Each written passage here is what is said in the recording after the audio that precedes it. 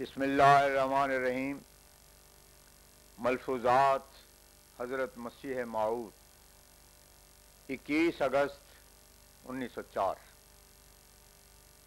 فرمایا، دیکھو انسانوں میں اگر کوئی کسی کا ذرا سا قصور اور خطا کرے تو بعض اوقات اس کا کینہ پشتوں تک چلا جاتا ہے۔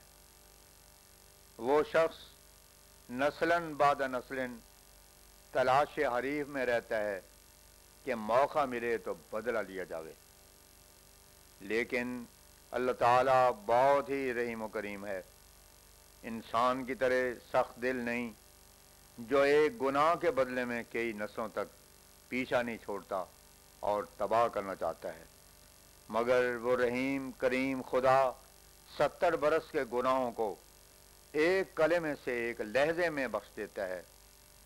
یہ مت خیال کرو کہ وہ بخشنا ایسا ہے کہ اس کا فائدہ کچھ نہیں، وہ بخشنا حقیقت میں فائدہ رساں اور نفع بخش ہے، اور اس کو وہ لوگ خوب محسوس کر سکتے ہیں جنہوں نے سچے دل سے توبہ کی ہو۔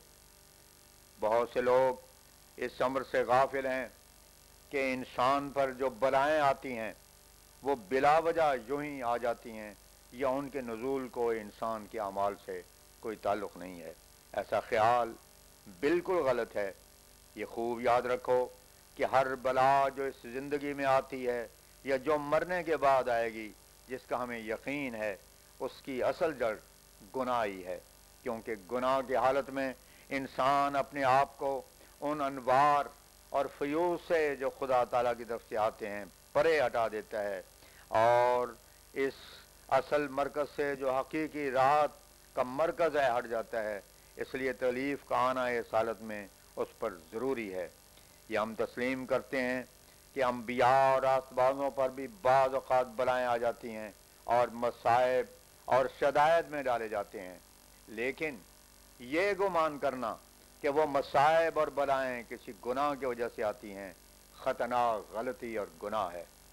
ان بلاؤں میں جو خدا کے راست بازوں اور پیارے بندوں پر آتی ہیں، اور ان بلاؤں میں جو خدا تعالیٰ کے نافرمانوں اور خطا کاروں پر آتی ہیں، زمین آسمان کا فرق ہے، اس لیے کہ ان کے اسباب بھی مختلف ہیں۔ نبیوں اور راست بازوں پر جو بلائیں آتی ہیں ان میں ان کو ایک صبر جمیل دیا جاتا ہے، جس سے وہ بلا اور مصیبت ان کے لیے مدرک الحلاوت ہو جاتی ہے، وہ اس سے لذت اٹھاتے ہیں اور روحانی ترقیوں کے لیے ایک ذریعہ ہو جاتی ہیں، کیونکہ ان کے درجات کی ترقی کے لیے ایسی بلاؤں کا آنا ضروری ہے جو ترقیات کے لیے زینہ کا کام دیتی ہیں۔ جو شخص ان بلاؤں میں نہیں پڑتا اور ان مصیبتوں کو نہیں اٹھاتا، وہ کسی قسم کی ترقی نہیں کر سکتا۔ دنیا کے عام نظام میں بھی تکالیف اور مشقتوں کا ایک سلسلہ ہے، جس میں سے ہر ایسے شخص کو جو ترقی کا خواہاں ہے گزرنا پڑتا ہے، لیکن ان تکالیف اور شاقہ محنتوں میں باوجود تکالیف کے ایک لذت ہوتی ہے جو اسے کشاں کشاں آگے لے جاتی ہے، برخلاف اس کے وہ مصیبت اور تکالیف جو انسان کی اپنی بد کرداری کی وجہ سے اس پر آتی ہے۔ وہ مصیبت ہوتی ہے جس میں ایک درد اور سوزش ہوتی ہے جو اس کی زندگی اس کے لیے وبال جان کر دیتی ہے۔ وہ موت کو ترجیح دیتا ہے مگر نہیں جانتا کہ یہ سلسلہ مر کر بھی ختم نہیں ہوگا۔ غرض ان بلاؤں کے نزول میں ہمیشہ سے قانون قدرت یہی ہے کہ جو بلائیں شامت اعمال کی وجہ سے آتی ہیں وہ الگ ہیں، اور خدا کے راست بازوں اور پیغمبروں پر جو بلائیں آتی ہیں وہ ان کی ترقی درجات کے لیے ہوتی ہیں۔ بعض جاہل جو اس راز کو نہیں سمجھتے، وہ جب بلاؤں میں مبتلا ہوتے ہیں تو بجائے اس کے کہ اس بلا سے فائدہ اٹھائیں اور کم از کم آئندہ کے لیے مفید سبق حاصل کریں اور اپنے اعمال میں تبدیلی پیدا کریں، کہہ دیتے ہیں کہ اگر ہم پر مصیبت آئی تو کیا ہوا، نبیوں اور پیغمبروں پر بھی تو آ جاتی ہیں۔ حالانکہ ان بلاؤں کو انبیاء کے مشکلات اور مصائب سے کوئی نسبت ہی نہیں۔ جہالت بھی کیسی بری مرض ہے کہ انسان اس میں قیاس مال فارق کر بیٹھتا ہے۔ یہ بڑا دھوکہ واقع ہوتا ہے جو انسان تمام انبیاء کے مشکلات کو عام لوگوں کی بلاؤں پر عمل کرتا ہے۔ پس خوب یاد رکھو کہ جیسا کہ میں نے ابھی بیان کیا ہے، انبیاء اور دوسرے اخیار و ابرار کی بلائیں محبت کے راہ سے آتی ہیں، خدا تعالیٰ ان کو ترقی دیتا جاتا ہے، اور یہ بلائیں وسائل ترقی میں سے ہیں، لیکن جب مفسدوں پر آتی ہیں تو اللہ تعالیٰ ان کو اس عذاب سے تباہ کرنا چاہتا ہے۔ وہ بلائیں ان کے استحصال اور نیست و نابود کرنے کا ذریعہ ہو جاتی ہیں۔ یہ ایسا فرق ہے کہ دلائل کا محتاج نہیں ہے، کیونکہ جب اچھے آدمی جو اللہ تعالیٰ کو مقدم کر لیتے ہیں اور یہ بھی نہیں جانتے کہ اللہ تعالیٰ سے محبت کیوں کرتے ہیں، بہشت اور دوزخ ان کے دل میں نہیں ہوتا، اور نہ بہشت کی خواہش اور دوزخ کا ذکر ان کو اللہ تعالیٰ کی اطاعت کا محرک ہوتا ہے، بلکہ وہ تبھی جوش اور تبھی محبت سے اللہ تعالیٰ سے محبت کرتے اور اس کی اطاعت میں محو ہو جاتے ہیں۔ ان پر جب کوئی بلا آتی ہے تو وہ خود محسوس کر لیتے ہیں کہ یہ عذرائے محبت ہے۔ وہ دیکھتے ہیں کہ ان بلاؤں کے ذریعہ ایک چشمہ کھولا جاتا ہے جس سے وہ سیراب ہوتے ہیں، اور ان کا دل لذت سے بھر جاتا ہے، اور اللہ تعالیٰ کی محبت ایک فوارے کی طرح جوش مارنے لگ جاتی ہے۔ تب وہ چاہتے ہیں کہ یہ بلا زیادہ ہو تاکہ قرب الہی زیادہ ہو اور رضا کے مدارج جلد طے ہوں۔ غرض الفاظ وفا نہیں کرتے جو اس لذت کو بیان کر سکیں جو اخیار و ابرار کو ان بلاؤں کے ذریعے سے آتی ہے۔ یہ لذت تمام سفلی لذتوں سے بڑی ہوتی ہے اور فوق الفوق لذت ہوتی ہے۔ یہ مصیبت کیا ہے؟ ایک عظیم الشان دعوت ہے جس میں قسم قسم کے انعام و اکرام اور پھل اور میوے پیش کیے جاتے ہیں۔ خدا اس وقت قریب ہوتا ہے، فرشتے ان سے مساوا کرتے ہیں، اللہ تعالیٰ کے مکالمہ کا شرف عطا کیا جاتا ہے، اور وحی اور الہام سے اس کو تسلی اور سکینت دی جاتی ہے۔ لوگوں کی نظر میں یہ بلا اور مصیبتوں کا وقت ہے، مگر دراصل اس وقت اللہ تعالیٰ کے فیضان اور فیوز کی بارش کا وقت ہوتا ہے۔ سفلی اور سطحی خیال کے لوگ اس کو سمجھ نہیں سکتے۔ میں سچ سچ کہتا ہوں کہ یہ بلاؤں اور غموں ہی کا وقت ہے جس میں مزہ آتا ہے اور راحت ملتی ہے، کیونکہ خدا جو انسان کا اصل مقصود ہے اس وقت اپنے بندے کے بہت ہی قریب ہوتا ہے۔ ایک حدیث میں آیا ہے کہ قرآن جو دیا گیا ہے غم کی حالت میں دیا گیا ہے، پس تم بھی اس کو غم کی حالت میں پڑھو۔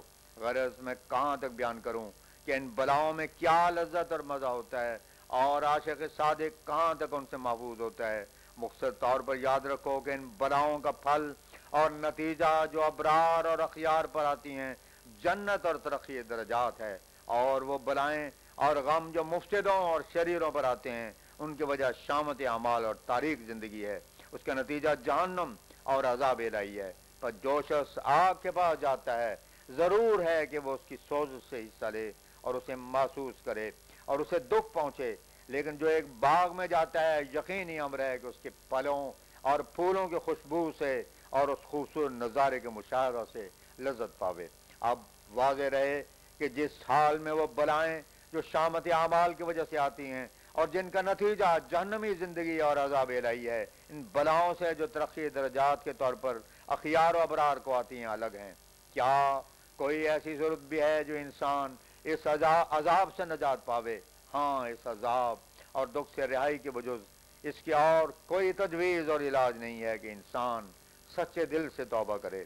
جب تک سچی توبہ نہیں کرتا یہ بلائیں جو عذاب الہی کے رنگ میں آتی ہیں اس کا پیچھا نہیں چھوڑ سکتی ہیں، کیونکہ اللہ تعالیٰ اپنے قانون کو نہیں بدلتا جو اس بارے میں اس نے مقرر فرما دیا ہے۔ ان اللہ لا یغیر ما بقوم حتی یغیروا ما بانفسہم، سورہ رعد آیت 12۔ یعنی جب تک کوئی قوم اپنی حالت میں تبدیلی پیدا نہیں کرتی اللہ تعالیٰ بھی اس کی حالت نہیں بدلتا۔